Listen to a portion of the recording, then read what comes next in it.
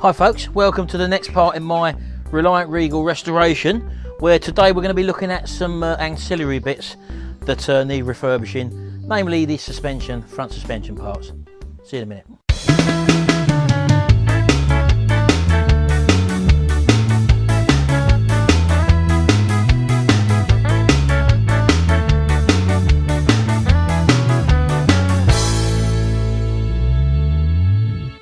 Well, I've started to strip this down now, and I'll just show you what I've actually got here, just to show you the components of the front A-frame and the front wheel. Right, well obviously I've taken the wheel off, which is down there, which bolts onto the hub there, as you can see.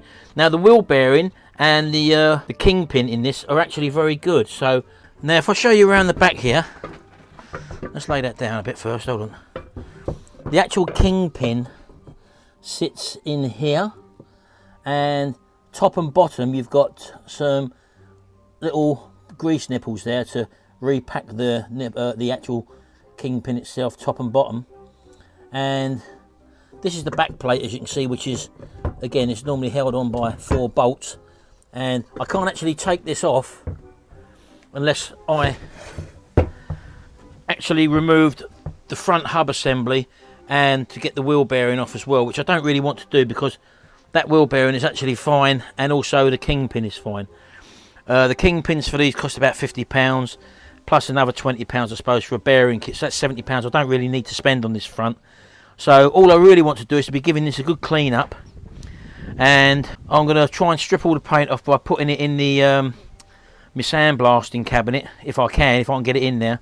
And I've got to obviously protect this somehow from getting the grit and sand in there, so that's something I've got to work on. I don't need it to go in here as well, all around there, so I may have to pack something around there, or failing that, just clean this up and then maybe brush this with a wire brush. I'm not too sure yet, I'll have to see.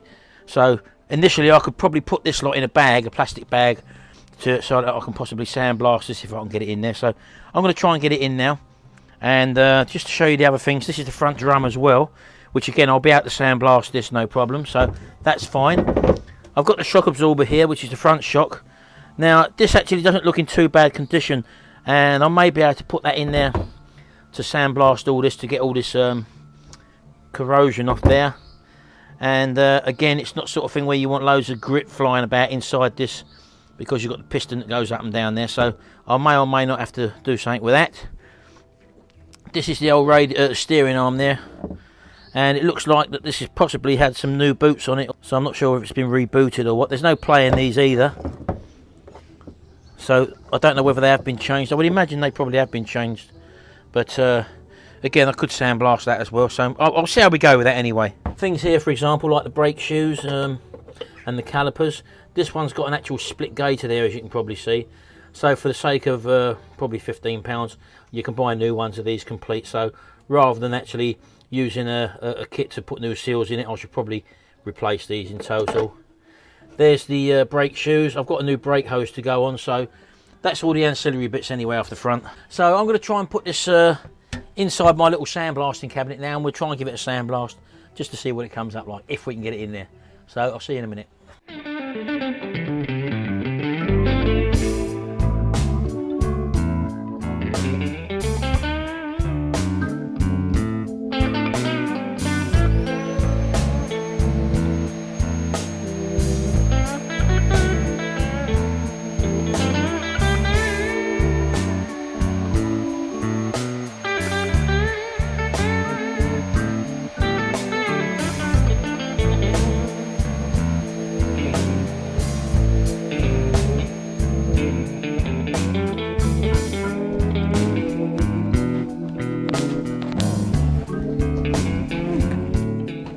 Whew, that's better. I always put a mask on when I'm doing this, because you do get dust come out of the glass here. Just fine dust, but you don't want to be breathing that stuff in.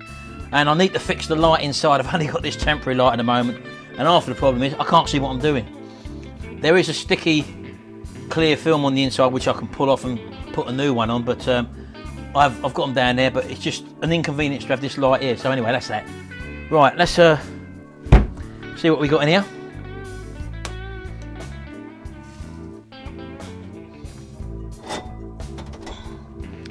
Right, let's take it outside. Right, here we go. That's that sandblasted. It's okay because I can't see what I'm doing. It's could have been done a lot better. I'll show you anyway. As you can see, it's that matte grey finish, but I could get it back in there and just get these little bits of extra rust there. And there we go. That's the inside of the drum as well. As you can see, it's not bad. It's come out all right. So that's a good surface to now to be able to paint on. But as I say, look, I've missed a few little bits there, but all in all, it's not too bad. So that's ready now for a degrease probably, and then I'll paint that. I might do that with a hammerite finish, a smooth right out of the spray can rather than paint it on. And I'll do that in probably black, I would imagine. So I've got to do the same now to these things here, maybe the shock, and I'm not too sure whether I will be able to get this on. If not, I'll have to strip this manually, and hopefully that will be in good condition. I think it is. It looks in very, very good condition, but I'll only know that once I strip it down. So I'll see you once I've done all this, and we'll come back afterwards. Right, okay then, so I've done a bit of sandblasting. I didn't actually sandblast the A-frame that holds the wheel. I got that grounded down with, let me show you, with this little beauty. This is a really stiff wire brush, and that took the paint down. I wanted to take the paint right down because I wanted to see if there was any repairs underneath it. There had been a repair to it, but it was a very good repair, and that was to one of the caps that hold on the bushes. The one at the very end that had been obviously might have broken off or whatever, and someone's actually put a new one on, or at least made one up again. I'll show you that in a minute. I can't actually show you too much because the paint's still drying at the moment.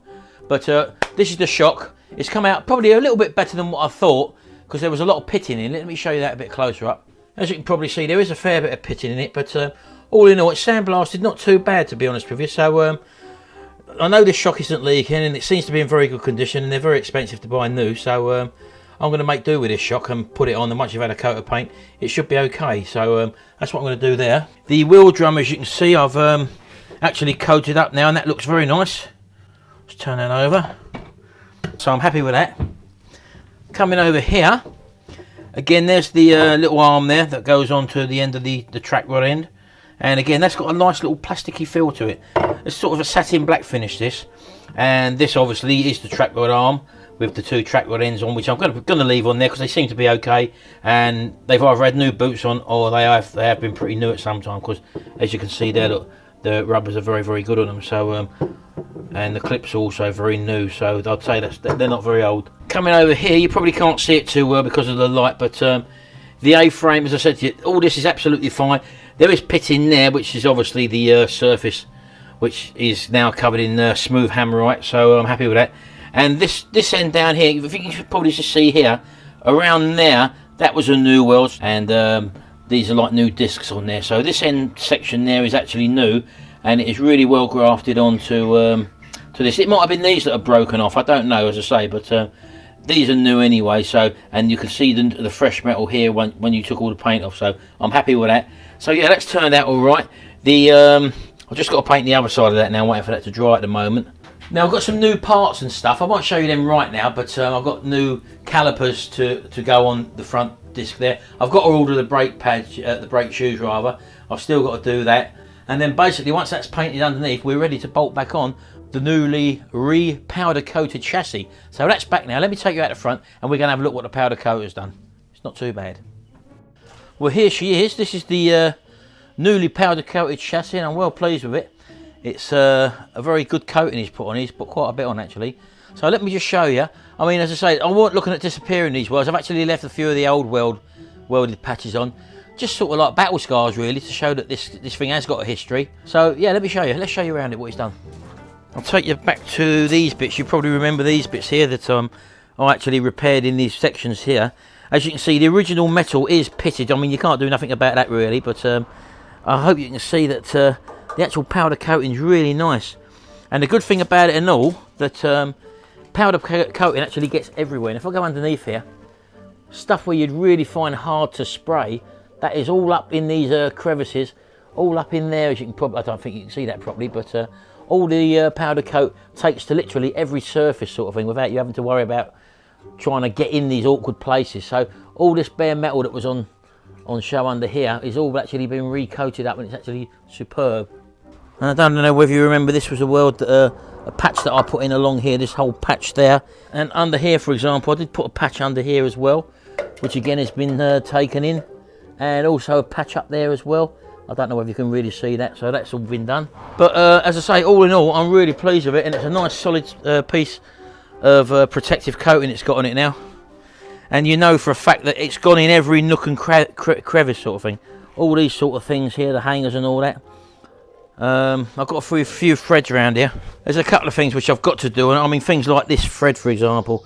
I could have taped them up, I suppose, and cleaned them up, but I mean I will just run the tap down that anyway, so I'm not really too bothered about that. Yeah, so I mean these were the two original repairs that was there. I was going to cut them out and redo them, but I thought I'd leave them there as a part of its history sort of thing, like the battle scars that it's had over the years.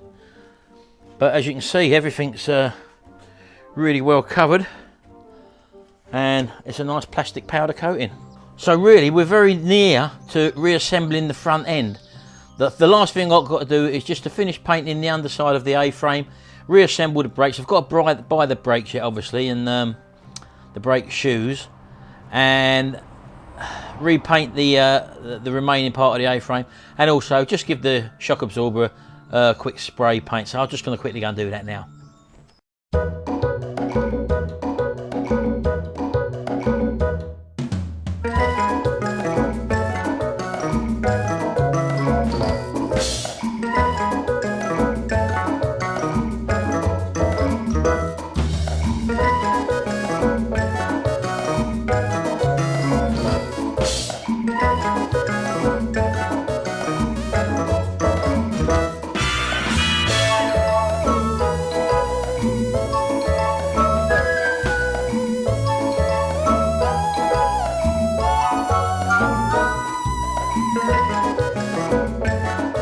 Right, okay then, so that's a few ancillary parts done.